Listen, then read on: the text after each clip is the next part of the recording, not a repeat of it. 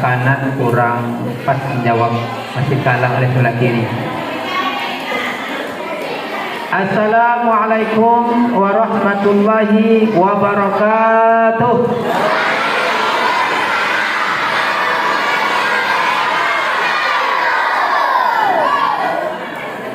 Yang menjawab salam dengan sempurna kita doakan panjang umur. Kalau yang sakit disehatkan oleh Allah Subhanahu wa taala. Kalau yang belum dapat jodoh diberi jodoh oleh Allah. Kalau yang sudah punya istri dikasih lagi oleh Allah anak. Satu ibu anak ya. Dan mudah-mudahan dengan salam tadi kita dipanjangkan umur sampai kita menikmati Ramadan tahun ini. Amin ya rabbal alamin. Alhamdulillah. Alhamdulillahilladzi faddala bani Adam bil ilmi wal amal ala jami'il alam. Wassalatu wassalamu ala sayyidil arabi wal ajab wa ala alihi wa ashabihi yunabi'ul ulumi wal hikam. Ashhadu an la ilaha illallah wahdahu la syarika lah wa ashhadu anna Muhammadan abduhu wa rasuluhu la nabiyya ba'dah. Allah ta'ala fil Qur'anil Karim. Bismillahirrahmanirrahim. Subhanalladzi asra bi'abdihi laylan minal masjidil haram ilal masjidil aqsa alladzi barakna hawlahu linuriyahu min ayatina innahu huwas sami'ul basir. Shadaqallahul azim. Inni tawakkaltu 'ala Allahi la haula wa la quwwata illa billahil 'aliyyil 'azim. Allahumma rabbi shrah li sadri wa yassir li amri wahlul 'uqdatam min lisani yafqahu qawli. Yang saya hormati Bapak Kepala Desa atau yang mewakili, yang saya hormati para perangkat desa keseluruhannya yang hadir pada malam hari yang berbahagia ini. Yang saya hormati para alim ulama, cerdik pandai dan pemuka masyarakat, pemuda dan pemudi, umumnya kaum muslimin wal muslimat, hadirin wal hadirat yang dimuliakan Allah Subhanahu wa taala. Alhamdulillah, puji yang setinggi-tingginya, syukur yang sedalam-dalamnya marilah kita kirimkan kepada, kita panjatkan kepada Allah Rabbul Alamin yang dengan izin dan ridhonya pada malam hari yang berbahagia ini kita telah dapat hadir di masjid yang tertinggi di dunia, yaitu Masjid Baitul Ma'mur. Mudah-mudahan setiap langkah yang kita ayunkan, setiap tetes minyak yang keluar ke karburator akan menghapuskan dosa-dosa kita, dan akhirnya kita bisa semua masuk ke dalam surganya Allah Subhanahu wa taala. Amin ya rabbal alamin. Dan selawat sembari salam mari kita kirimkan kepada arwah Nabi besar kita Muhammad sallallahu alaihi wasallam dengan ucapan Allahumma shalli ala sayyidina Muhammad wa ala alihi wa ashabihi ajma'in. Selawat juga tertuang kepada keluarga beliau, kepada para sahabat, para ulama tabi'in dan ulama mutaqaddimin dan mutaakhirin yang muktabar keduanya. Bapak-bapak, ibu-ibu yang dimuliakan Allah, adik-adik,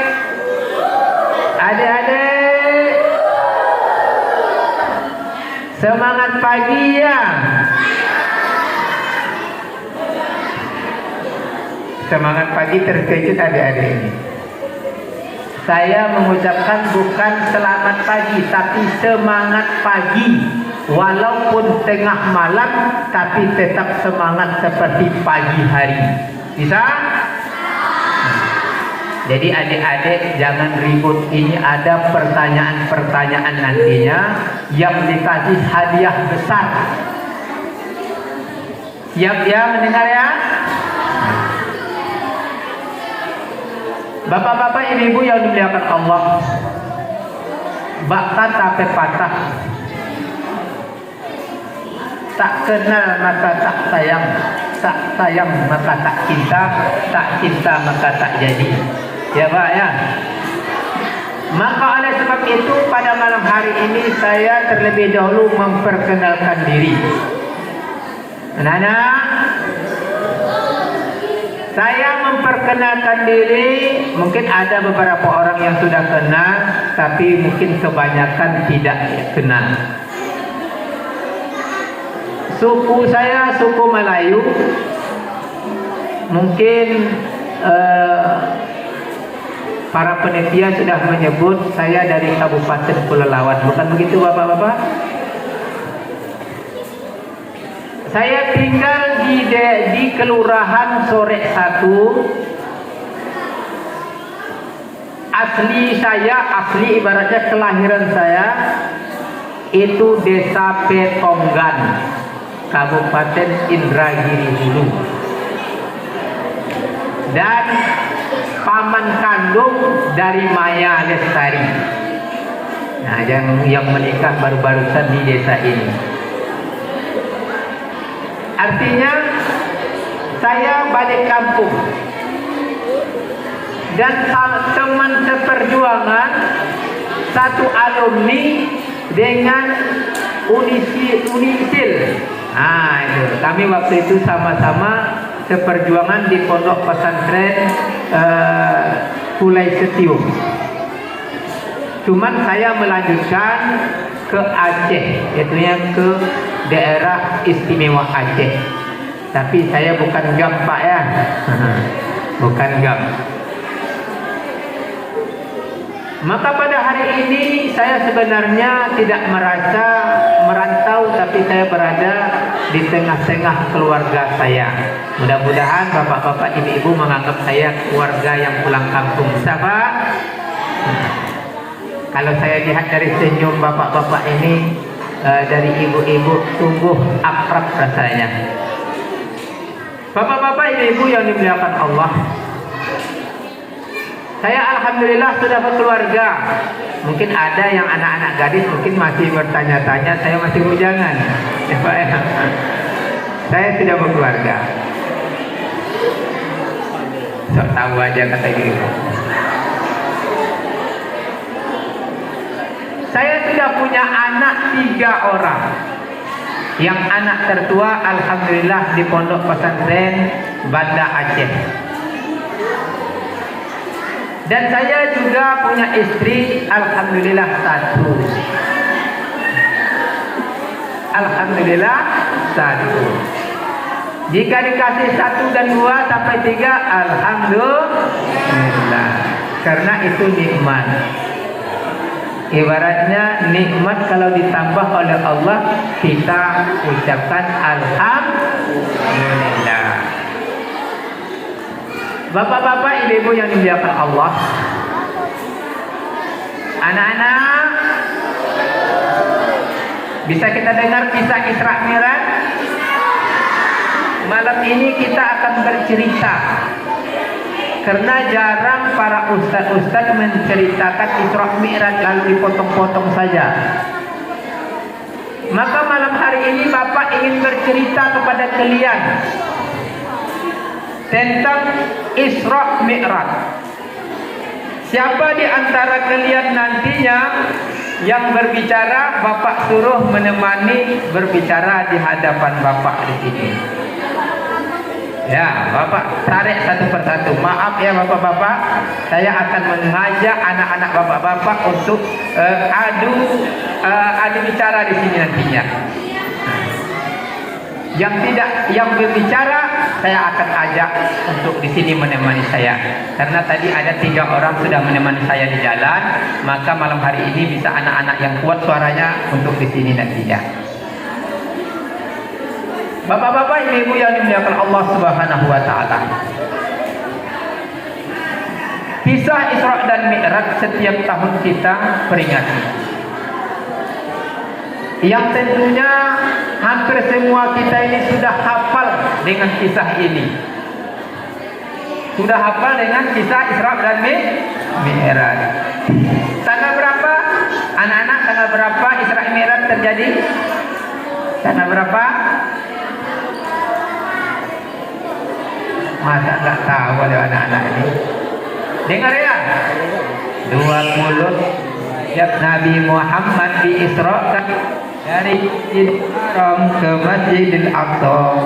Jadi Isra Mi'raj itu terjadinya pada tanggal 27 Rajab. Ini rupanya kalau saya ke depan dimarahnya oleh apa ini? Biarlah saya duduk lagi. Tapi anak-anak yang ribut tetap saya kejar ke sana. Bapak-bapak, ibu-ibu yang dimuliakan Allah. Kisah Isra dan Mi'raj ini pada hakikatnya adalah untuk pelajaran bagi kita.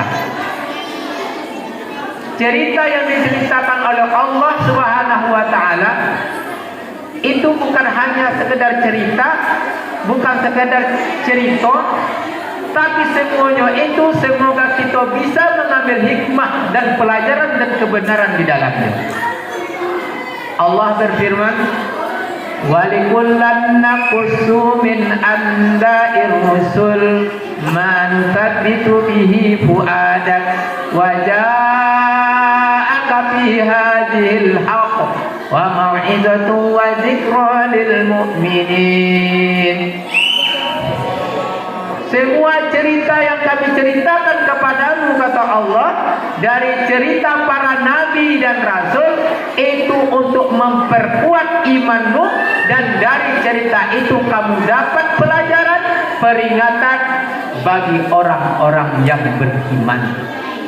Jadi orang yang beriman akan bisa mengambil pelajaran dari perjalanan Isra Mi'rajnya Nabi kita Muhammad sallallahu alaihi wasallam. Allahumma sholli ala Muhammad. Bapak-bapak, ibu-ibu yang dimuliakan Allah.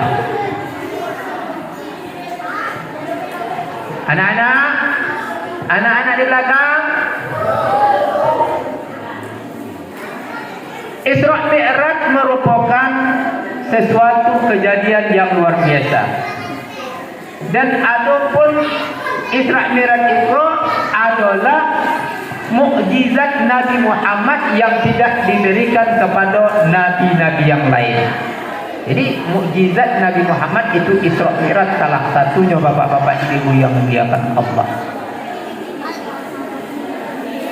Bagaimana cerita Isra dan Mi'raj itu?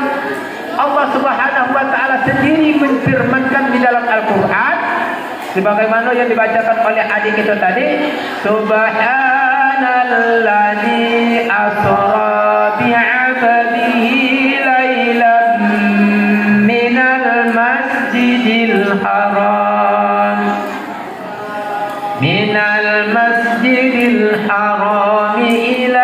masjidil aqsa alladzi barakna haulahu linuriyahu min ayatina innahu huwas sami'ul basir. Maha suci Allah yang telah memperjalankan hambanya Muhammad pada suatu malam dari Masjidil Haram ke Masjidil Aqsa, yang telah kami berkahi sekelilingnya agar kami perlihatkan kepadanya tanda-tanda kebesaran kami, bahwa sesungguhnya Allah Maha mendengar lagi Maha melihat. Bapak-bapak, ibu-ibu yang dimuliakan Allah Subhanahu wa taala. Di dalam ayat ini Allah Subhanahu wa taala menceritakan bahwa Nabi Muhammad itu bukan berjalan sendiri, tapi diperjalankan. Kalau berjalan sendiri itu tidak memungkinkan, Pak. Kami tadi dari sore sampai ke Batu Papan ini, tidak main capeknya, Pak. Lipat sekali. Kalau bahasa kampung awak lipat, ya enggak? Tapi karena Nabi Muhammad itu diperjalankan tidak ada capeknya. Yang memperjalankan siapa? Allah Maha Besar, Allah Maha Kuasa. Alam yang luar biasanya, Rasulullah itu melintasi 3 alam. Ibu-ibu, Nabi Muhammad itu melintasi 3 alam. Yang pertama alam nasut namanya. Alam nasut itu alam yang dihuni oleh manusia, yang dihuni oleh jin, dan dihuni oleh manusia separuh jin, dan dihuni oleh manusia jin. Manusia jin, bentuk manusia tapi udah menjadi jin. Dan alam manusia itu, alam nasut ini, disinilah corona bercokol, bapak-bapak ibu. Yang hari ini kita kan disuruh pakai masker itu gara-gara corona di alam nasut itu. Ini corona lah mau berubah lagi menurut infonya menjadi B11, B12, B17 kata bapak-bapak yang di belakang kok. Cuman kalau aku berdoa kepada Allah, semoga corona itu menjadi B2. Tahu B2, Pak? Menjadi sekodak babi. Biar nak mudah kita tangkap. Atau kalau dia mengonjek di sana lagi gitu. Kalau inyolah menggodam. Tapi kita doakan semoga Allah Subhanahu wa taala mengangkat corona dari alam nasut itu, alam manusia itu. Yang kedua, alam yang dilewati oleh Rasulullah ketika Isra Mi'raj itu alam malakut. Dari langit pertama, kedua sampai langit yang ketujuh itu alam malakut, alamnya malaikat. Tidak terjadi perperangan dan pertempuran di sana, tidak ada perebutan kepala desa, tidak ada perebutan bupati dan perebutan yang lainnya. Alam nasut itu alam yang tenang, malaikat. Dan yang ketiga adalah alam lahut. Alam lahut itu alamnya Allah Subhanahu wa taala, alamnya ketuhanan. Manusia, malaikat tidak bisa ke sana. Itu makrifah kalau bahasa orang ilmu tarikatnya lah, makrifahnya di situ. Hanya beberapa orang saja yang sampai ke sana, terutama Nabi kita Muhammad sallallahu alaihi wasallam. 3 alam yang dilewati oleh Rasulullah dalam waktu yang sedikit. Sebelum subuh beliau sudah sampai lagi ke kota Mekah. Maka ketika beliau bercerita tentang Isra Mi'raj itu, banyak tidak percaya. Kalau hari ini mungkin kita bercerita masalah Isra dan Mi'raj, kita percaya. Karena HP ada sama kita, pesawat tempur ada kita tengok, pesawat terbang ada kita tengok. Di zaman kendaraan yang paling laju itu adalah unta dengan kuda. Burak saja hampir tak percaya, bapak-bapak ibu-ibu yang dimuliakan Allah. Karena burak itu copatnya semacam kilat yang menyebar.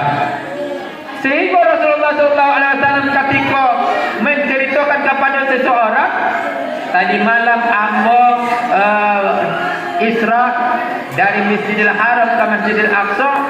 Dari situ saja banyak orang tidak percaya. Dikatakanlah Nabi kita Muhammad SAW itu orang gila, bapak-bapak ini. Akhirnya beberapa orang diceritakan oleh Rasulullah, tidak ada yang percaya.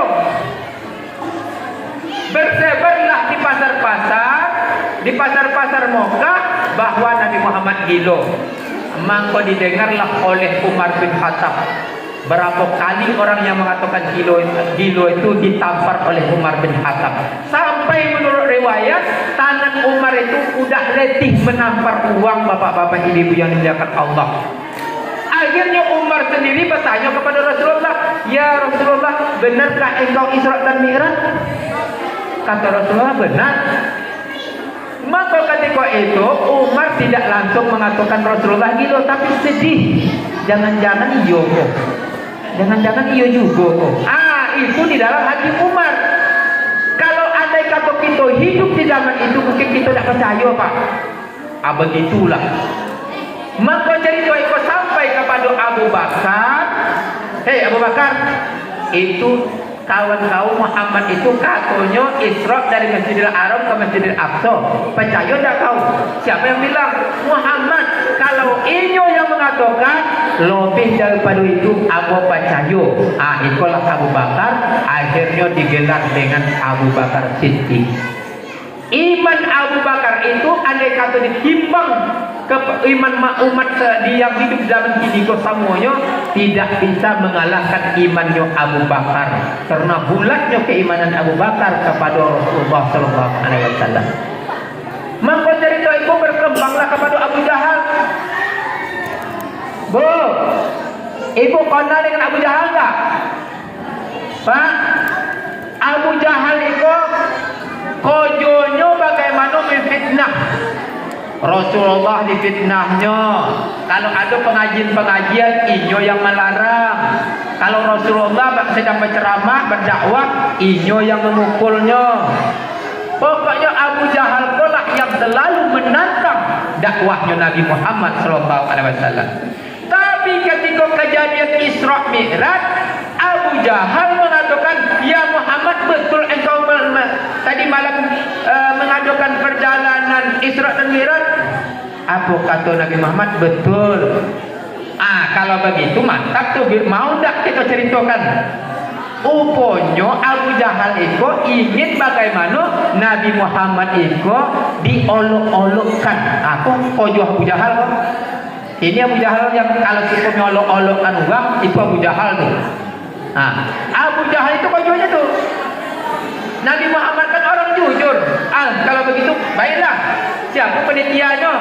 Aku penitianya Muhammad. Wah, kata Abu Jahal, maka penitia Isra dan Mi'raj pertama sekali pada zaman itu adalah Abu Jahal.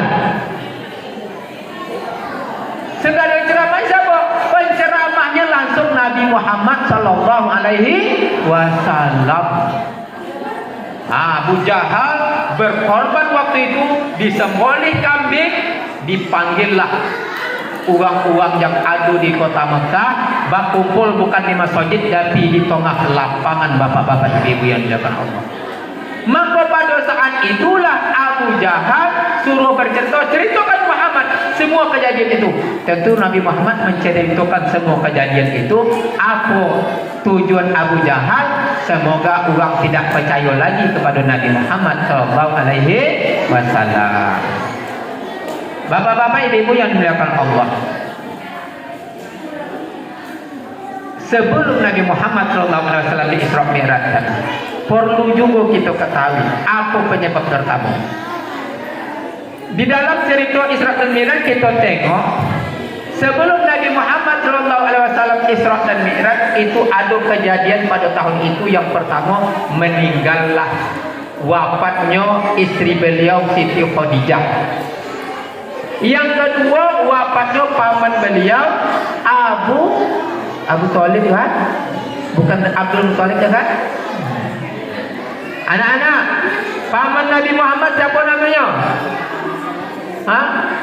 Tidak ada yang kenal nih, bro. Siapa nama paman Nabi Muhammad? Siapa? Besok belajar kita lagi. Paman Nabi Muhammad yang wafat pada ketika itu Abu Thalib. Ketika itu sodih Rasulullah. Kalau bahasa awaknya monong-monong lah Rasulullah, sodih lah begitu. Pada tahun itu disebutlah Amul Husni. tahun duka cita. Maka Allah Subhanahu wa taala pada saat Rasulullah sallallahu alaihi wasallam sedih begitu, maka diadakanlah perjalanan Isra dan Mi'raj. Jadi ibu-ibu, kalau ibu-ibu besok sedih ya, kematian laki atau kematian anak, atau mungkin menjadi caleg gagal, atau menjadi kepala desa gagal, maka tahun itu disebut dengan tahun Amul Husni bagi kita. Maka solusinya bawa jalan-jalan ke pertama. Jangan dionok anak rumah, jangan dibiar rumah. Kalau dibiarkan di rumah, maka inyo nanti berjalan sendiri menyepak-nyepak kaling atau menyepak-nyepak batu. Itu. Maka kalau ada anak awak besok gagal monong-monongnya, jangan dibiarkan, bawa berjalan-jalan. Nak kita refreshing nak ke Padang, ke Sumbar atau kemana-mana lah. Bini begitu juga Pak. Kalau monong-monong Pak, ya, jangan dibiarkan, bawa berjalan-jalan. Kalau bini awak, kalau monong-monong bawa berjalan ke toko home.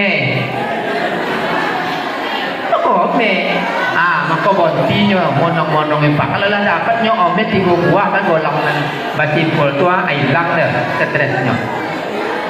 Itu ibu-ibu ya, kunci rahasia dari Isra dan Mi'raj. Kalau kita susah, bawa jalan-jalan. Ya Bu ya. Bapak-bapak, ibu-ibu yang dimuliakan Allah Subhanahu wa taala. Di dalam Isra dan Mi'raj itu diceritakan pada malam itu Rasulullah berada di apit 2 orang paman beliau, satu paman beliau, yang satu sepupu beliau, Ja'far bin Abu Thalib dan paman beliau Hamzah. Di Hijr Ismail itu cerita yang ambo bantu. Di saat itulah Allah Subhanahu wa taala mengutus 2 orang malaikat, namanya Jibril dan Mikail. Hai Jibril, tuh bawa hambaku Muhammad itu Isra. Maka datanglah malaikat Jibril koi kepada Nabi Muhammad, dibawanya menurut cerita dari hadis itu, Nabi Muhammad dibawalah ke Telaga Zamzam. Disampai di Telaga Zamzam, dibolah dadu beliau, sudah dibolah, dibosihan, dimasukkan iman, ilmu dan hikmah. Dibosihkan hati beliau, dimasukkan iman, ilmu dan hikmah. Anak-anak, apa yang dimasukkan ke dalam dada beliau? Kan tak dapat kan? Dapat hadiah, kasih duit 10.000. Kan tak dapat. Yang dimasukkan ke dalam dada beliau adalah iman, ilmu dan hikmah. Kok dimasukkan itu? Karena mau menghadap Allah. Allah tidak akan menerima hati yang kotor. Kok Rasulullah kotor? Tidak. Rasulullah itu maksum bersih, tapi untuk memberikan pelajaran kepada kita yang kotor hati itu, untuk selalu membersihkan hati dan memasukkan dengan iman, ilmu dan hikmah. Karena kata Rasulullah, ala annahum bil jasadi mudghatan in suluhan suluhal jasadu kulluh wa in fasadal jasadu kulluh ala wahya qalbi. Ketahuilah, di dalam tubuh Anda ada segumpal darah. Apabila baik darah itu, baiklah seluruh tubuh Anda. Apabila jelek darah itu, maka jeleklah perangai Anda. Ketahuilah bahwa sesungguhnya segumpal darah itu adalah hati. Inilah hati yang dibolah tuh bapak-bapak, ibu-ibu yang dimuliakan Allah.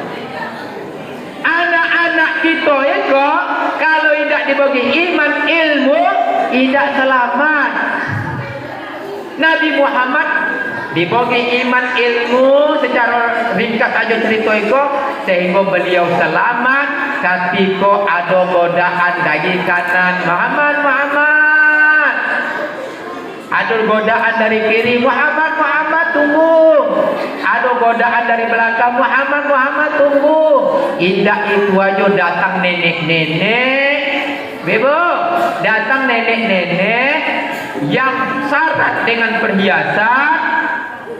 Beliau juga digoda oleh nenek-nenek itu, dihambat perjalanan beliau.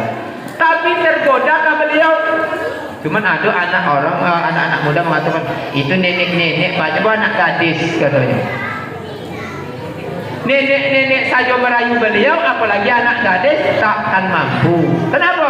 Karena beliau sudah memiliki iman, ilmu dan hikmah. Kalau iman, ilmu dan hikmah tidak beliau miliki, pasti beliau tergoda, bapak-bapak, ibu-ibu yang dimuliakan Allah. Mangko masukkan juga ke anak awak iko iman, ilmu dan hikmah. Bosihan jiwano, kalau anak-anak awak iko tidak memiliki iman, ilmu dan hikmah, mangko inyo akan larat, inyo akan tergoda dengan bujuk rayuan. Apalagi di zaman kini banyak jin impritnya. Percaya ibu-ibu?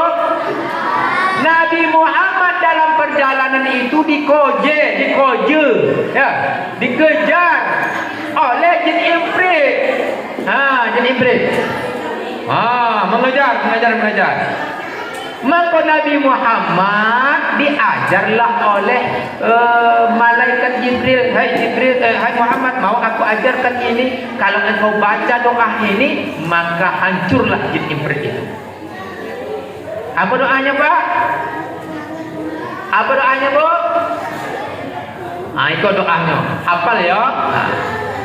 A'udzu biwajhillahil karimi wa bi kalimatil tammati allati la yujawizuhunna barun wala fajirun min salima zarfil ardi wa min salima yakhruju min hawa min fatinil laili wan nahari illa tawarikil laili wan nahari illa tariqan yatruku bi khairin ya rahman. Tertelangkuplah dia imprit. Kalau doa ini bapak-bapak nanti ibu-ibu kono jin imprit ini didoakan, maka ibu-ibu itu akan selamat dari jin imprit. Karena godaan banyak, Pak. Di dunia itu, di rumah tangga kita itu ada 3 jin yang masuk tuh. Ibu, ada 3 jin masuk ke rumah. Tahu enggak jinnya? Tahu enggak? Kami pernah mengikuti pelatihan ruqyah. Jadi ada 3 jin yang akan masuk ke dalam rumah. Bapak-bapak ingin tahu jinnya, Pak? Ingin tahu, Pak? Kalau tidak ingin tahu, tidak takut dah. Ingin tahu tidak? Tahu. Kalau ingin tahu, kita duduk bersojak dulu. Kamu minum dulu.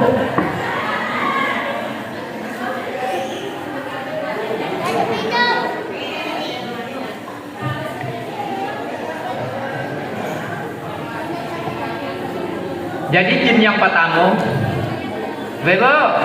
jin yang pertama itu namanya jin Sibyan. Pernah dengar Sibyan? Kalau lagu Sibyan pernah dengar kan?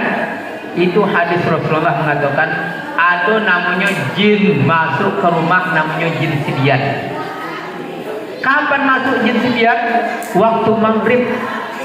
Maka itu kata Rasulullah, tutup pintu rumah itu kalau waktu maghrib. Di waktu maghrib itu masuknya. Yang dicarinya siapa? 2 aja yang dicarinya. Bapak-bapak tidak mau yang lagu lah. Jin Sibyan nengok, kalau nengok bapak-bapaknya golak aja nyo. Yang diganggunya ibu-ibu. Nih ibu-ibu nih. Apalagi pengantin baru yang ada hamil 2 bulan, 3 bulan, 4 bulan, ada 6 bulan. Jangan golak-golak kamu, Bos. Yang kedua yang dicarinya anak berumur 2 tahun ke bawah. Anak-anak soalnya kayak gitu. Yang ini tuh bisa masuk ke dalam rahim dan diobrak-abriknya rahim itu sehingga keguguran bisa jadi tidak mau beranak lagi alias mandul. Jadi kalau mandul anak Nabi Niawa, jangan copot-copot ke dokter, ruqyah dulu dengan ayat-ayat Al-Quran. Mungkin ada sibiannya di dalam gerak itu. Yang kedua, anak berumur 2 tahun ke bawah. Menangis-nangis anak tadi membelalak matanya ke depan kateh. Membelalak tahu pak? Ya kan? Maka caranya ditelungkup anak itu bacakan ayat-ayat ruqyah. Bacaan Fatihah 7 kali, Qul 3 kali, Qul Rabbil Falaq, Qul Rabbin Nas, ayat kursi. Itu. Yang kedua yang akan masuk ke rumah kita itu namanya jin tafrik. Jin itu berkumpul di suatu lapangan, di suatu tempat. Maka komandannya mengatakan, kalau engkau bisa mengobrak-abrik rumah tangga Sianu bin Sianu, maka engkau akan diberikan mahkota. Maka berjuanglah mereka masuk ke rumah kita masing-masing. Maka ketika diobrak-abriknya, ini datang ke ibu-ibu, ini datang ke bapak-bapak. Ada ciri-cirinya. Tanda-tandanya bisa kita tengok. Jinnya tidak bisa kita tengok, tapi tanda-tandanya bisa. Apa tanda-tandanya? Ingin tahu? Ingin tahu pak? Ingin tahu bu? Baik, aku beritahu, gitu kan? Ini dalam ilmu ruqyah. Ciri-cirinya mudah. Bapak-bapak kalau nak mengenal istrinya sudah kena jin tafrik, dilihat ya, istri itu kita lihat kalau udah cantik, istri tetangga daripada istri kita, berartilah masuk jin tafrik. Kalau udah cantik, teman sekantor daripada bini kita, lah ada jin tafrik. Kalau bapak-bapak, begitu juga ibu-ibu, lah ganteng pula laki tetangga daripada laki awak di rumah, lah ada jin tafrik di situ tu. Bacakan ayat kursi ya.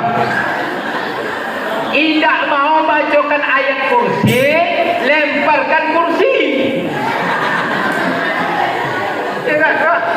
Tidak mau bacakan ayat kursi, lemparkan kursi.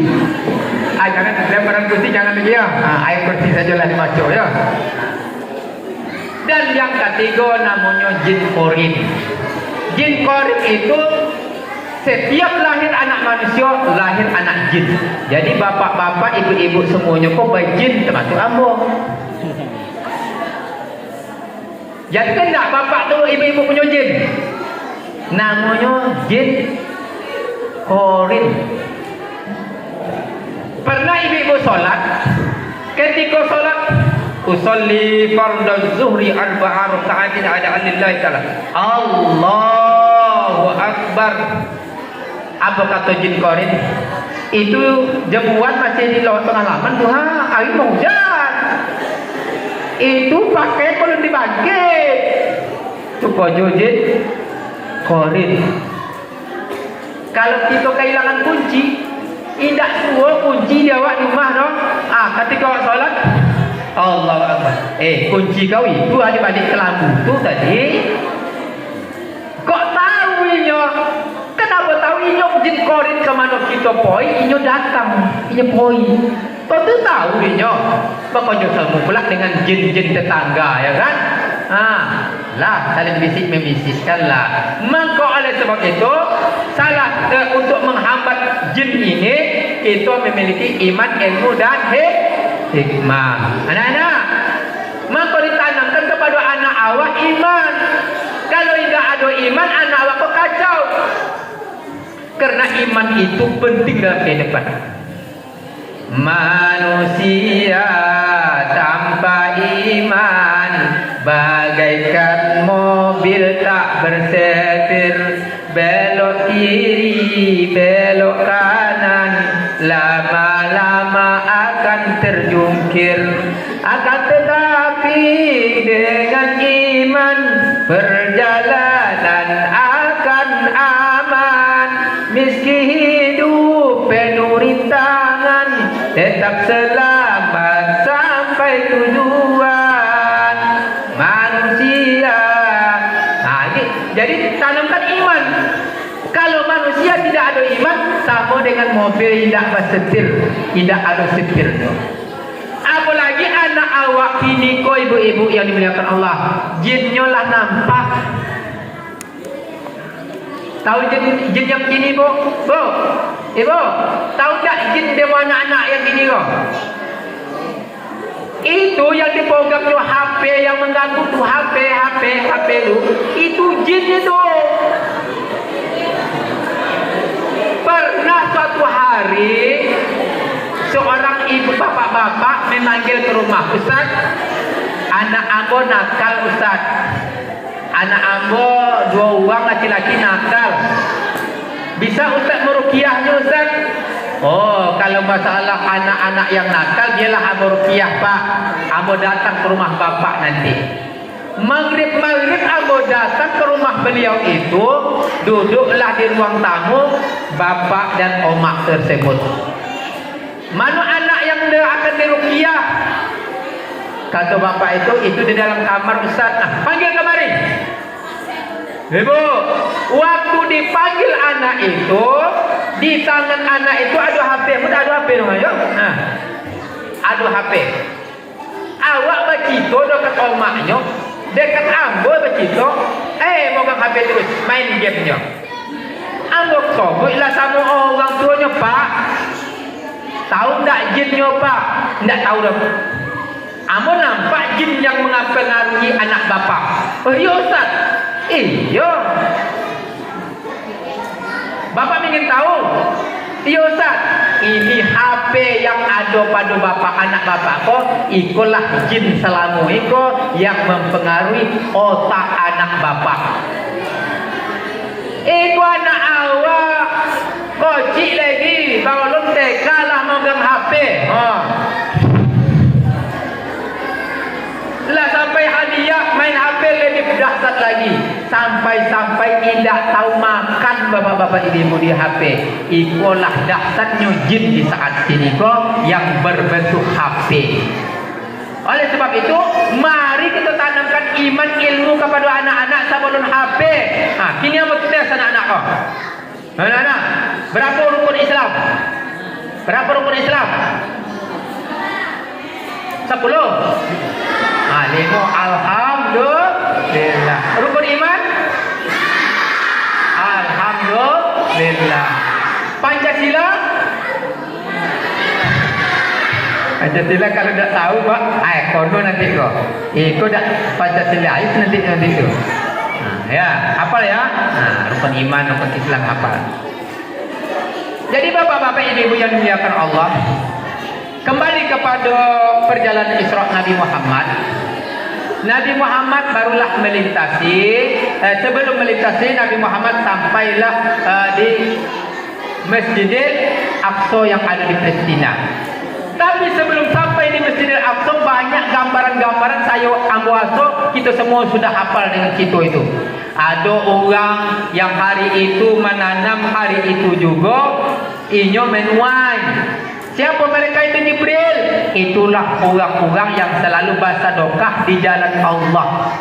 Jadi bapak-bapak ibu-ibu, kalau awak nak bersedekah, kata Rasulullah, kalau orang yang banyak bersedekah di jalan Allah, inyo akan banyak nanti pahala-pahalanya sama dengan uang menuai. Hari itu inyo menanam, hari itu juga inyo menuai. Banyak-banyaklah bersedekah. Ada orang yang ditengok oleh Rasulullah makan bangkai. Sementara yang di sebelah kanannya adalah daging yang baik, sebelah kiri dia daging busuk, dimakan yang busuk. Rupanya itu adalah orang-orang yang berselingkuh. Jadi kalau berselingkuh, itulah nampak sebenarnya filmnya di zaman Rasulullah dulu. Berselingkuh hari ini, yang laki-laki berselingkuh dengan laki perempuan, itu jangan dikatakan dosa kecil, dosa besar berselingkuh. Maka oleh sebab itu ada jinnya itu pengaruh, jin tafrik namanya, perselingkuhan itu. Jadi jangan dibiarkan istri kita, anak kita, istri kita lah dulu berselingkuh dalam dunia maya, apalagi dunia nyata. Sempat nanti berselingkuh, tahu ya itu hukumnya rajam. Tahu rajam Pak? rajam itu dibonamkan kepala sampai ke pinggang. Sudah itu dilempar dengan batu segala orang yang lewat pada hari Jumat sampai mati. Itu hukum rajam. Artinya dosa bose, dosa bodang, dosa besar. Setelah itu ada dilihat oleh Rasulullah orang yang mencakar-cakar muka. Ada dilihat oleh Rasulullah orang yang menggunting-gunting lidah. Inilah para pengunjing pengadu domba. Ada yang dilihat oleh Rasulullah orang memukul-mukul kepala, dan banyak sekali. Dan akhirnya Rasulullah SAW sampailah ke Masjid Aqsa yang ada di Palestina. Lagi-lagi bapak-bapak ibu yang dimuliakan Allah, Rasulullah sampainya di Palestina disediakan dua air. Dua air.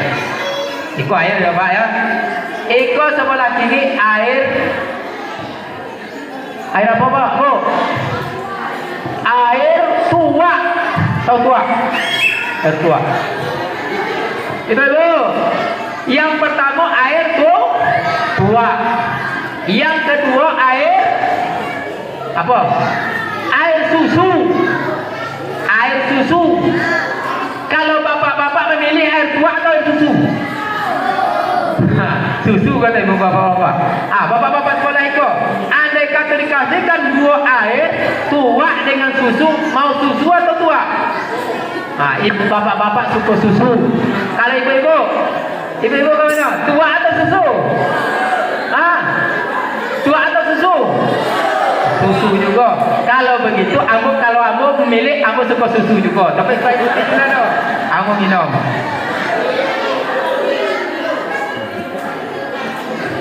Jadi diminumlah Rasulullah. Rupanya Rasulullah juga suka susu. Diminum oleh Rasulullah air susu. Diterjemahkan oleh malaikat Jibril. Ya Muhammad, andai kata engkau pilih tua, maka telerlah umatmu. Sedangkan tak pilih tua, hukum perda masalah tua sudah disahkan kemarin di DPR RI. Untunglah presiden kalau diprotes-protes tarik kembali. Kalau sempat tua itu undang-undangnya sudah baku, maka setiap persimpangan ada minum-minuman keras. Maka kita akan menengok anak-anak cucu kita bagalimpangan di jalan mabuk-mabukan minum tua. Tapi alhamdulillah karena Rasulullah minum susu, maka fitrah manusia ingin kebenaran. Maka mulailah Rasulullah setelah minum Rasulullah, maka Rasulullah kita cerita diperjalankan oleh Allah Subhanahu wa taala dari Masjidil Aqsa. Itu pakai lift. Tahu lift Pak? Pernah ke lift? Masuk lift pernah? Pakai lift. Waktu itu tangga, kalau dalam bahasa kitab itu tangga. Langsung langit pertama, langit kedua, langit ketiga. Setiap langit itu Rasulullah dicegat. Anak-anak, setiap langit itu Rasulullah dicegat. Ya Muhammad, ya Jibril, siapa yang akan datang ini? Maka Jibril menjelaskan yang datang adalah Nabi akhir zaman yang membawa umat, yang sebagai umatnya banyak sekali di akhir zaman. Akhirnya dibukalah langit pertama, langit kedua begitu juga, langit ketiga begitu juga, sampailah langit yang ketujuh.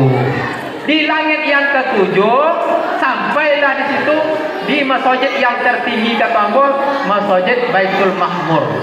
Itu makanya maksud tadi itu, masjid itu adalah Masjid Baitul Ma'mur, masjid yang tertinggi. Jadi malaikat itu ada namanya masjid di langit yang ketujuh, namanya Baitul Ma'mur, tempat masjidnya para malaikat. Setelah di Baitul Ma'mur ada namanya kayu Siratul Muntaha. Di Siratul Muntaha itu kalau menurut riwayat di dalam cerita itu ada nama bapak-bapak, ada nama ibu-ibu. Itu ibu-ibu di situ, ada nama semua kita ada. Kalau daun kayu itulah menguning, jatuh berarti kita meninggal, diwafatkan lagi, dikuburkan lagi. Sudah terus Rasulullah naik terus sampailah ke aras. Itu tidak lagi malaikat tak ikut lagi. Maka sampailah kepada hadapan Allah Subhanahu wa taala, maka diucapkan salam oleh Allah Subhanahu wa taala. Menurut yang aku baca cerita itu, apa ucapan Rasulullah? At-tahiyatun mubarakatun shalawatut thayyibatun lillah. Maka dijawab oleh Nabi kita Muhammad, assalamu alayka ayuhan nabiyyu wa rahmatullahi wa barakatuh. Maka diberilah oleh-oleh solat 5 waktu sehari semalam. Pertama dibagi berapa? 50 kali sehari semalam. Kalau 50 kali sehari semalam itu kita dibawanya sampai ke bumi, asalnya entah bagaimana bapak-bapak ibu-ibu. Di langit yang ke-6 dicegat oleh Nabi Musa, ya Muhammad, apa yang kau dapat? Aku mendapatkan perintah solat 50 kali sehari semalam. Oh, kalau begitu berat, umatku besar-besar, makanannya dari surga, mana dan salwa, tidak akan mampu. Tawar lagi. Kalau sampai 50, aku sendiri yang berceramah tidak akan solat, tidak akan mau solat. Kenapa tidak mau solat? Waktu sehari semalam 24 jam. Sementara fardunya 50, berarti setengah jam solat, setengah jam solat. Bau nak menanam sawit 2 batang, Allahu Akbar, Allahu Akbar. Bau nak bau nak pengantin baru bahaya. Bau nak masuk ke dalam kamar, Allahu Akbar, Allahu Akbar, keluar balik. Solat. Ini nak masuk lagi, Allahu Akbar, Allahu Akbar. Nak jadi solat dah. 50 kali sehari semalam tidak akan solat kita dah. Ambo sendiri tidak akan solat, tidak akan berbini, tidak akan beranak. Bila nak operasi, maka ditawar sampailah akhirnya 5 kali sehari semalam. Di waktu 5 kali sehari semalam itu Nabi Musa ingin tawar juga. Tawar kalau bisa gratis saja lah umat kau jangan solat. Di gratisan, kalau ibu-ibu ditanya gratis mau itu ya ibu-ibu ya. Di gratisan aja. Padahal bapak-bapak ibu-ibu yang dimuliakan Allah, sholat itu kebutuhan awak, bukan beban, kebutuhan. Kenapa kebutuhan? Yang pertama, sholat itu bapak-bapak ibu-ibu yang dimuliakan Allah dapat menjadi solusi dalam kehidupan awak. Apa solusi? Anak nakal, ini anak misalnya nakal ya, kalian tak nakal dong. Anak nakal, bini berselingkuh atau laki berselingkuh, narkoba, utang tak tabayun, itu kan masalah namanya itu. Apalagi bapak-bapak bertengok mo, wajah-wajah bermasalah semuanya. Ibu-ibu golak aja dengan ada, tapi semuanya ada bermasalah banyak kok. Bisa jadi utang belum ada terbayar kan? Mungkin utang bulanan koperasi masih belum lunas pokrowernya kan? Maka Allah menyediakan sholat sebagai solusi. Wasta'inu bis sabri was shalah. Minta tolonglah kamu kepada sabar dan sholat. Jadi kalau ada bermasalah di rumah tangga awak, jangan langsung dicituan kepada mentua. Ya, sembunyikan.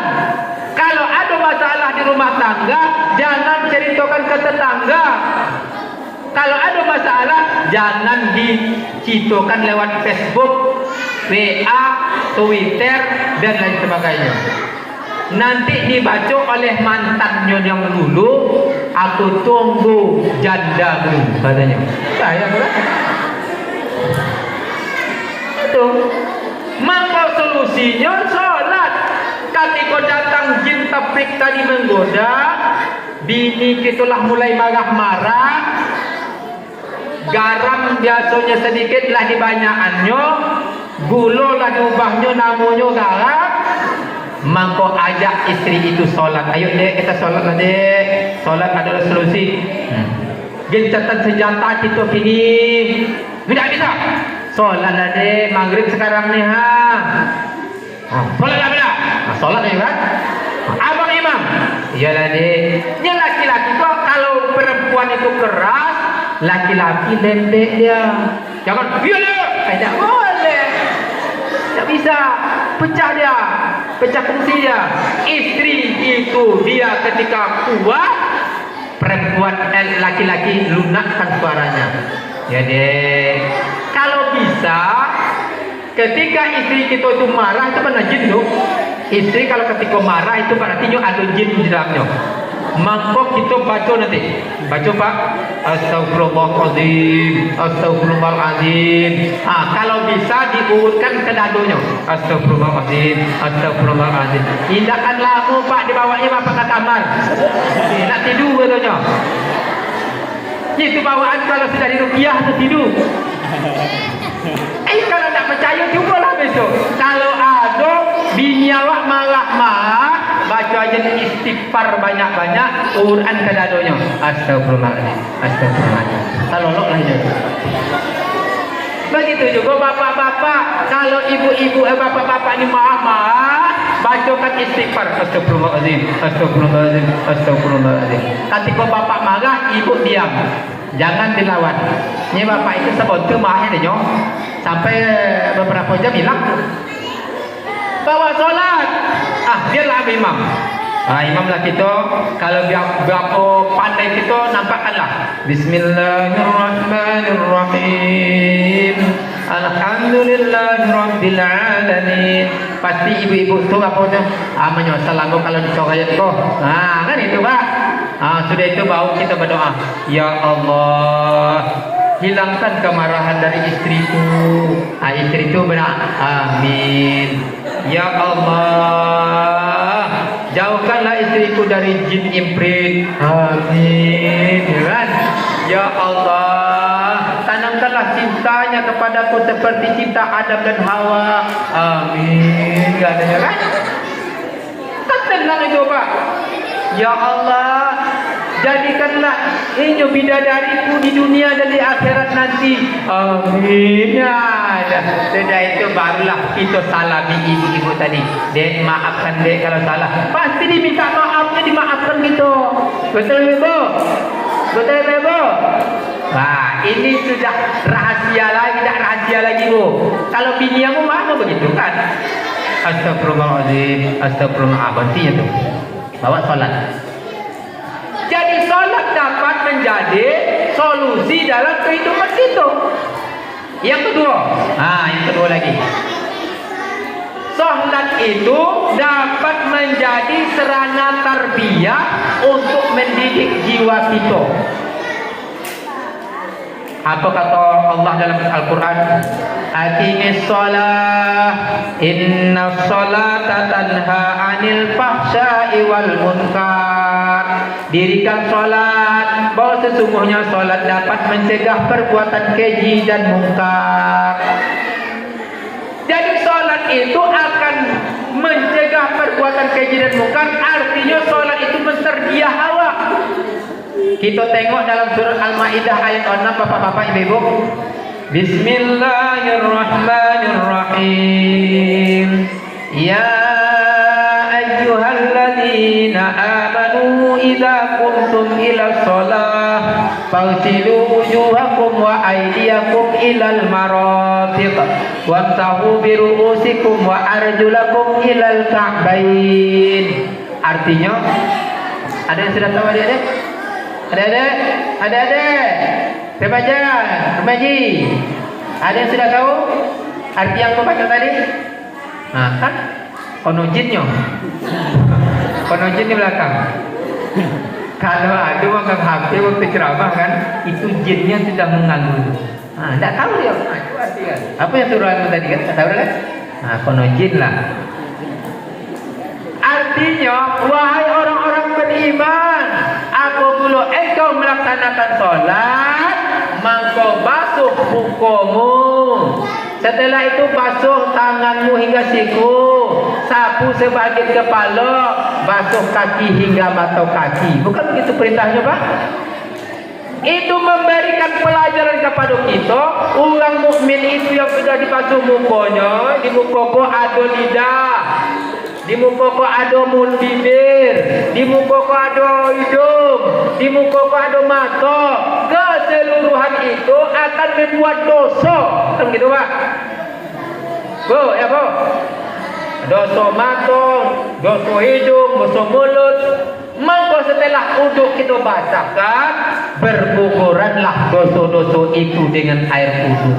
Akhirnya secara tidak langsung muka seorang mukmin itu akan memancarkan cahaya. Ketika kita menengok wajah bapak-bapak kau senyum, walaupun lakunya senyum, senang hati awak. Semacam orang 25 tahun Pak. Ibu-ibu begitu juga. Awak tengok senyum, senang hati awak. Bukan senyum sembarang senyum, tapi senyum yang sudah di air udukkan. Coba kita tengok orang yang tak pernah solat, tidak pernah dia dibasuh mukanya tu usam tu, semacam orang ilmu sihir saja. Tengoklah, semacam orang ilmu sihir, dibawa golak pun tak golaknya tu, bahaya. Itu makanya dibasuhi muka itu, akhirnya lidahnya selalu berucap dengan ucapan yang baik. Kalau ada juga lagi sudah beruduk, masih juga mengunjing lagi, mengupat lagi, menyakiti hati orang, berarti uduknya tidak sempurna. Tidak sempurna uduknya itu. Jadi uduk yang sempurna membuat lidah itu akan menjadi lidah yang selalu berkata-kata dengan baik. Dibasuh tangan, di tangan itu kalau dibasuh uduk akan menjadi tangan yang selalu memberi dan memberi manfaat. Dibasaku sebagian kepala. Kenapa kepala disapu? Kenapa tak dengkul? Kenapa tak buntut? Buntut kalau bahasa Arab kan? Tapi kepala yang disapu kerana di kepala itu ada otak. Tahu otak Pak? Bu. Otak itu nilai manusia. Kalau tidak berotak lagi, gila namanya. Sembahyang pun tak boleh gila. Mangko otak itu, mangko agama kita tak boleh minum minuman keras, morfin, ganja, menghisap lem, tidak boleh. Kenapa? Karena mempengaruhi otak. Mangko oleh sebab itu otak itu disapu sehingga tidak ada kalau yang menjadi pejabat nak korupsi. Kalau yang menengok orang betina tidak nak ya dah. Sehingga otaknya otak yang memberi manfaat. Maka orang yang selalu membasuh wuduk, orang yang sholat, otaknya lurus, benar menurut arahan Allah dan Rasulnya. Jangan ditakuti lagi. Dibasuh kaki hingga mata kaki. Kenapa dibasuh kaki hingga mata kaki? Semoga kaki itu melangkah kepada kebaikan, masjid ke masjid, masjid ke masjid. Itu baru wuduk, belum sholat. Sholat kita di kepala itu kita sejajarkan dengan kaki. Sejajarkan dengan kaki, tidak ada sombong. Jadi umat Islam yang selalu sholat itu tidak sombong. Kita saling membutuhkan, kita lemah. Kita lahir saja Pak, kelemahan kita lahir itu lebih kuat sapi. Sapi sesudah lahir 2 jam sesudah itu berjalan, betul tak? Sudah togak-togaknya berjalan lagi, bisa menetek sendiri. Kalau awak, kalau tidak diketekan sendiri mati, dibuang ke dalam sampah tidak akan berjalan. Begitu manusia itu tidak bisa berbuat apa-apa, dibantu. Maka kita harus jangan sombong. Tidak ada yang kita sombongkan. Semuanya pasti bertaik. Telinga bertaik, mata bertaik, gigi bertaik, ya Pak? Pohon bertaik. Tidak ada yang bisa kita sombongkan di dunia itu. Apa yang kita sombongkan? Tidak ada. Maka jalin kerjasama. Kita perlu membutuhkan orang lain. Senyum saja, golak saja, kita butuh orang lain, Pak. Senyumlah saja, kita butuh orang lain, betul tak? Coba kalau kita golak sendiri di jalan, tidak apa yang sendiri golak, gila tak? Gila kita bertuang. Maka golak saja, tertawa saja, itu butuh orang lain, apalagi yang lainnya. Maka tidak perlu kita menyombongkan diri. Seorang kepala desa tak boleh sombong di bawahannya. Tidak diselesaikan oleh bawahan, maka kepala desa bermasalah. Seorang kepala sekolah, dia tidak boleh sombong guru yang lain.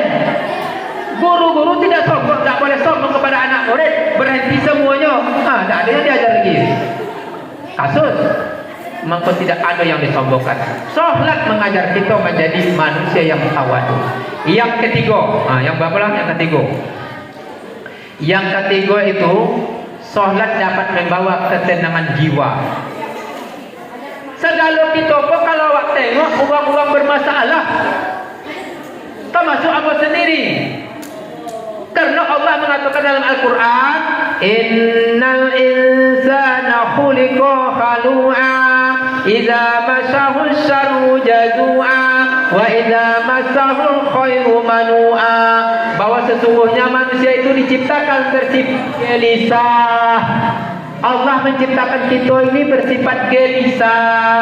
Kalau musim panas nak minta musim penghujan, kalau musim penghujan nak minta musim panas. Kalau tidak ada satu misalnya kalau masih bujangan minta babini, lah babini nak ketambah lagi.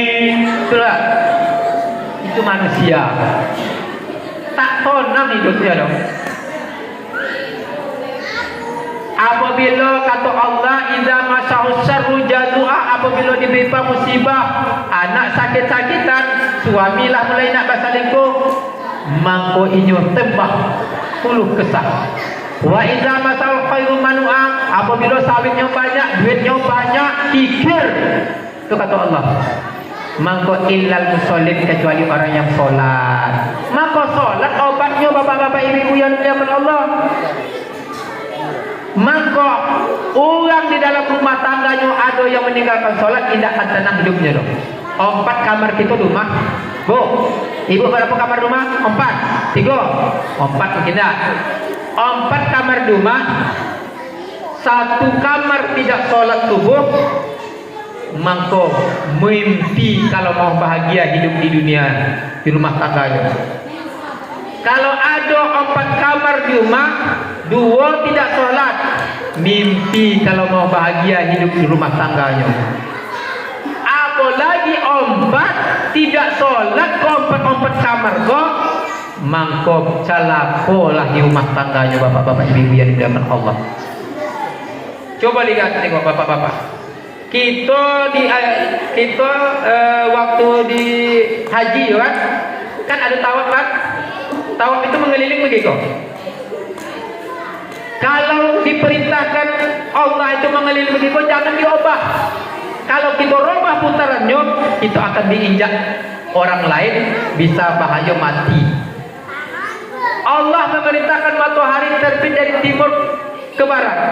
Kalau ini menyalahi aturan dari barat terbitnya melanjut ke timur, terbakar itu menjadi kiamat. Jangankan itu, melambat saja gerakan matahari tidak sesuai dengan perintah Allah, terbakar kita bapak-bapak ibu-ibu yang dimuliakan Allah. Maka begitu juga kita seperti matahari, kita seperti tawaf. Kalau kita melanggar aturan Allah, maka kita akan kebakaran. Kita akan kebakaran bapak-bapak ibu-ibu yang dimuliakan Allah. Artinya tidak akan tenang rumah tangga kita kalau tidak sholat. Jadi kalau tidak sholat tidak akan tenang bapak-bapak.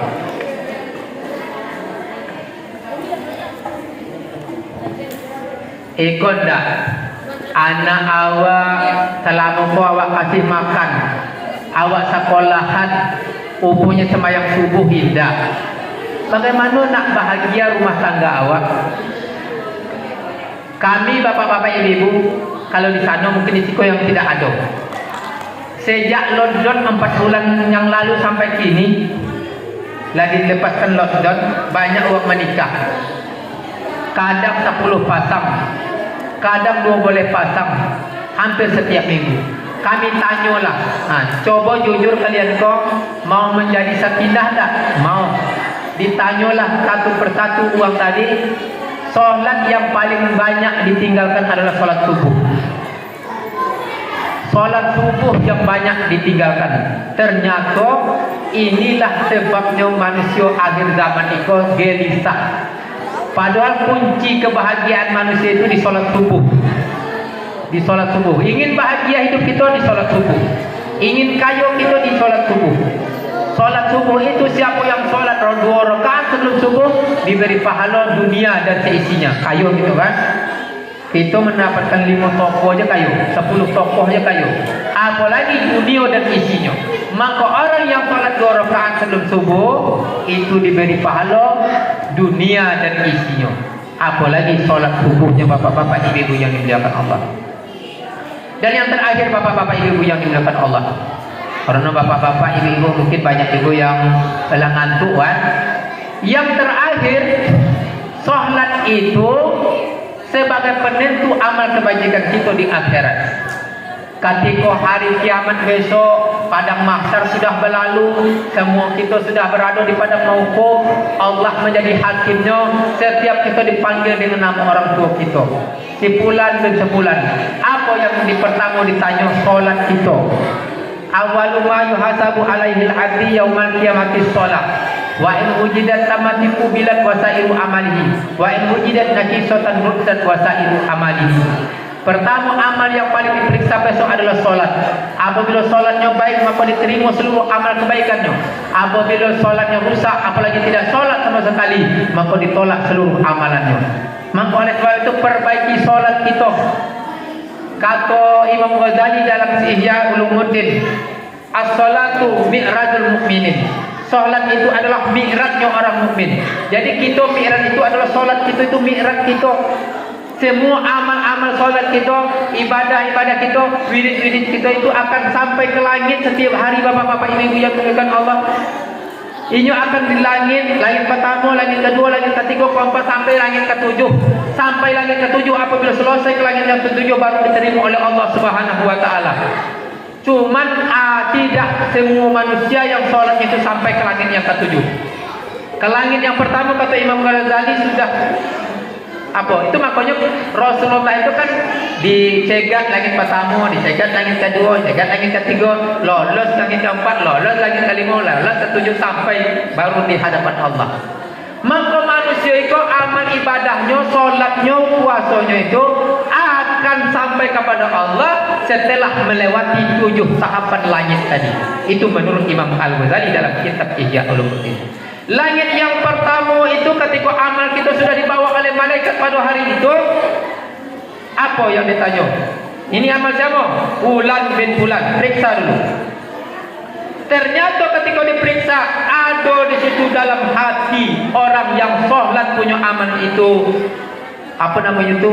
Kotor hatinya, suka bergunjing, suka berdusta, suka berjanji, tidak mau menepati janji, selalu memfitnah. Maka kata malaikat pelangit pertama, kasihkan amalnya kembali, pukulkan ke wajahnya. Maka amal itu ambruk di langit yang pertama, turun lagi ke bumi, tidak diterima. Baru satu baru. Maka ketika langit yang kedua, ketika seseorang sudah tidak ada lagi bersih hatinya, gunjing tidak ada, benar kata-katanya, tidak ada pembongaknya, tidak ada mengadu domba, maka ini lewat di langit yang pertama. Sampai di langit yang kedua amal kita. Sampai di langit yang kedua bapak-bapak ibu-ibu yang dimuliakan Allah, dicegat oleh malaikat. Aku akan mengantarkan amal hamba Fulan bin Fulan, tapi akan kuperiksa terlebih dahulu. Kalau di langit yang kedua pemeriksaannya bertambah. Kalau ada orang yang beramal itu, yaitunya untuk dunia. Apa amalan dunia? Misalnya, ini solatnya kok, wajib solat. Mudah-mudahan dengan ajibnya solat kok tadi, beko mentua kok sonang siabo. Kan dunia tuh. Ada yang sholat untuk minta kayu, ya kan untuk dunia tuh. Maka ketika itu macet amal ibadah itu dibuang lagi ke bumi kepada orang yang beramal. Ketika kita lolos dari perbuatan itu, naik ke langit yang ketiga. Ketika langit yang ketiga kita diperiksa lagi. Ternyata apabila di langit yang ketiga itu kita ada perasaan sombong sebesar biji zarah, maka dibuang lagi ke bawah, tidak sampai ke hadapan Allah. Maka ketika tidak ada sombong lagi, hati udah bersih, tidak ada untuk dunia, untuk akhirat, untuk Allah, sudah itu nanti tidak ada sombong lagi, baru dia naik langit yang keempat. Langit yang keempat diperiksa lagi bapak-bapak ibu-ibu yang dimuliakan Allah. Kalau di langit yang keempat itu amal ibadah kita lillahi ta'ala, langsung mau masuk ke langit yang kelima. Langit yang kelima itu akan diperiksa lagi bagaimana amalan seorang hamba. Ternyata kalau tidak ada di sana lagi iri, dongki, kianat, maka naik langit yang ke-6. Sampai langit yang ke-6 diperiksa lagi. Kalau kita lulus, langit pertama lulus, kedua lulus, ketiga lulus, keempat lulus, ke-7 lulus, ke-6 lulus. Di ke-6 itu yang ditanyakan, pedulikah kita kepada orang-orang di sekitar kita? Iko kadang kita mentang-mentang kayo haji setiap umroh setiap tahun. Karena duit banyak umroh setiap tahun. Tetangga awak anak nak ke pondok pesantren dak awak bantu dong. Tetangga awak kelaparan dan dak awak tengok dong. Dak peduli kita kepada sesama, mangko terhambat amal ibadahnya di langit yang ke-6. Dan yang terakhir adalah langit yang ke-7. Selesai di langit yang ke-6 baru langit yang ke-7. Di langit yang ke-7 yang dipertanyakan itu adalah bagaimana amal ibadah kita itu tidak ada lagi, yaitunya ujub. Apa ujub? Merasa itu yang berbuat. Oh, aku rajin sholat, aku rajin puasa. Kalau masih seperti itu, kita berarti masih ada ujubnya. Ketika itu terhambat di langit yang ke-7, maka untuk menghilangkannya kita mengatakan aku sholat, aku puasa hanya untuk Allah dan dari Allah. Kita mau sholat itu karena Allah. Jadi karena Allah itu ada dua, bapak-bapak, ibu-ibu. Yang pertama karena Allah, kita karena perintah Allah. Yang kedua karena kudrat iradat Allah. La muharriku illa biiznillah, tidak bergerak di sisi alam kecuali diizinkan Allah. Maka ketika kita mau sholat, ketika kita mau datang ke masjid, ketika kita mau mengaji, ucapkan alhamdulillah, Allah sudah memberikan taufik dan hidayahnya kepada kita. Maka ketika kita telah lillahi ta'ala, maka lolos di langit yang ke-7. Ketika lolos di langit yang ke-7 baru dapat hadiah, bapak-bapak, ibu-ibu yang dimuliakan Allah. Jadi sampainya di langit yang ke-7 itu ketika tidak ada amal kita lagi, sudah bersih semuanya, baru sampai ke langit yang ke-7. Itu semua baru sampai ketika kita memiliki iman, ilmu dan hikmah.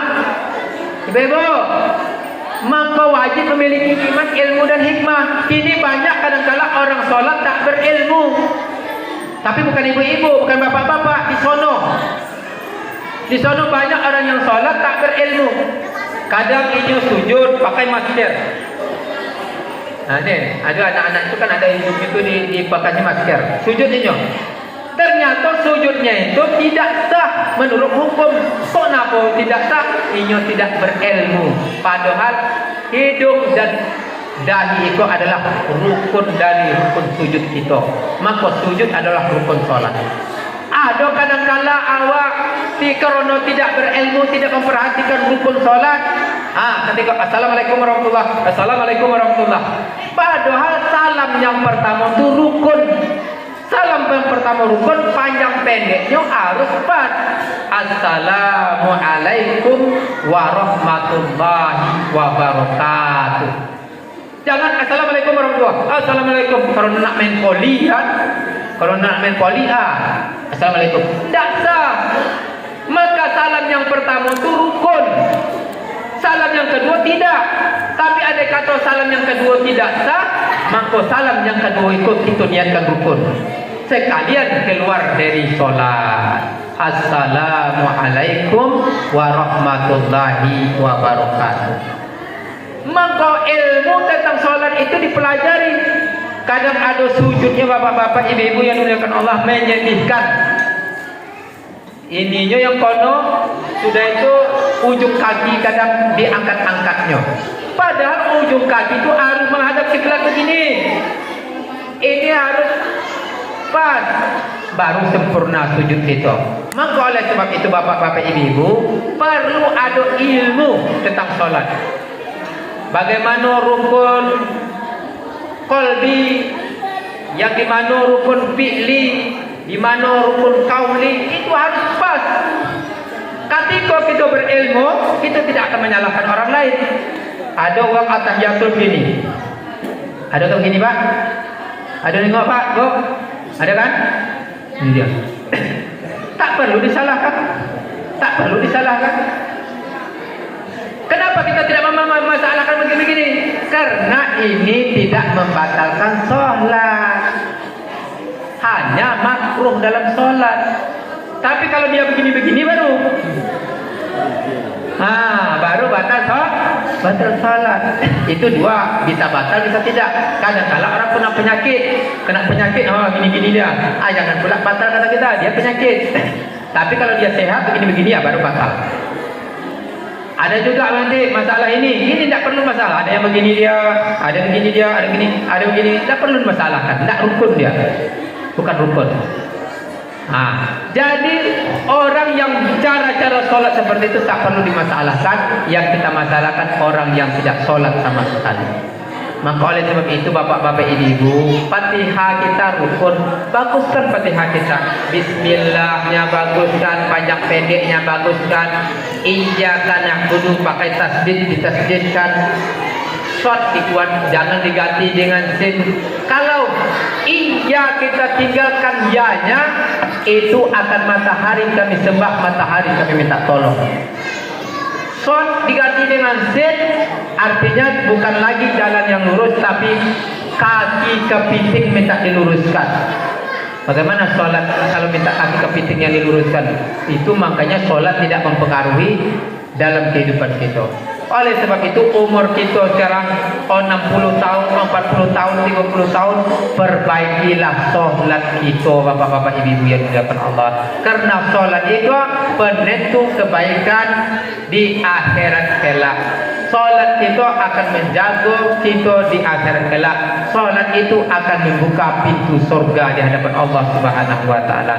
Jangan dilalaikan sholat kalau ingin menjadi manusia yang tenang hidup di dunia dan akhirat. Hanya itu saja bapak-bapak ibu-ibu yang dimuliakan Allah Subhanahu wa taala. Mudah-mudahan ada manfaatnya bagi kita semua. Kalau salah kata-kata aku, anggaplah itu adalah dari kebodohan aku sendiri. Kalau yang baik dipakai, hanya dari begitu saja. Banyak maaf, wabillahi taufiq wal hidayah. Assalamualaikum warahmatullahi wabarakatuh.